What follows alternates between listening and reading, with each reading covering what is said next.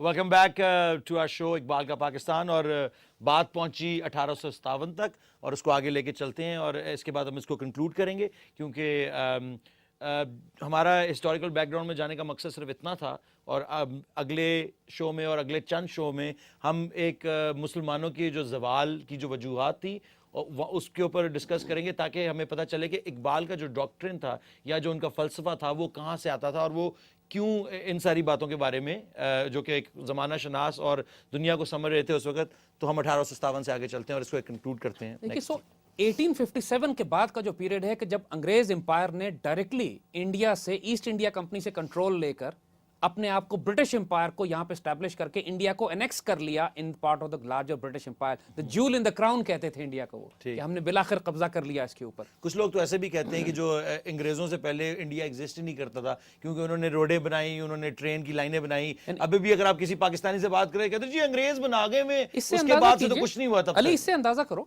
کہ جب مسلمانوں کی حکومت تھی انڈیا پہ تو اس وقت انڈین ٹریڈ کی کنٹریبیوشن گلوبل ٹریڈ میں, یعنی پوری دنیا میں ٹریڈ ہوتا تھا نا, تو انڈیا میں جو ٹریڈ ہوتا تھا پوری دنیا میں, جو Indian contribution was 25% of global trade, یعنی 25% دنیا کا جو ٹریڈ تھا وہ انڈیا سے ریلیز ہوتا یعنی کہ not including agriculture but everything silk بھی اور اس میں سب چیزیں آتی. India spices, silk, food products, greenery جو پورے دنیا میں جاتے تھے 25% انڈیا سے تھا. اس میں آپ شاید ان کو یہ کہ وہ 25% میں اوپیم کا بھی ایک بہت بڑا حصہ تھا جو بنگال سے نکالتے تھے. نہیں, مسلم دور میں, مسلمانوں کے دور کی ہم بات کریں, اس میں اوپیم نہیں.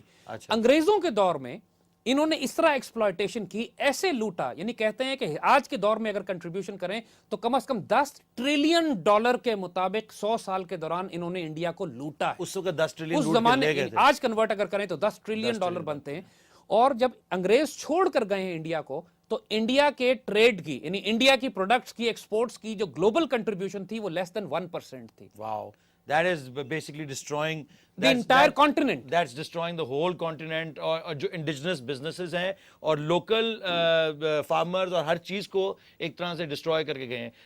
We're gonna end this show right here and we will see you in the next program, and we're gonna continue from the fact on کہ جو globally انڈیا کی جو production reduce کی گئی from 25% globally into 1% that they would send globally, and we're going to discuss that on Monday, and we're going to carry on from right where we left it from.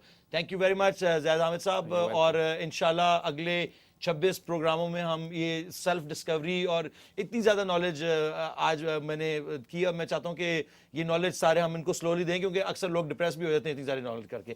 Thank you very much, خدا حافظ, اور آئندہ ملاقات ہوگی Monday کو.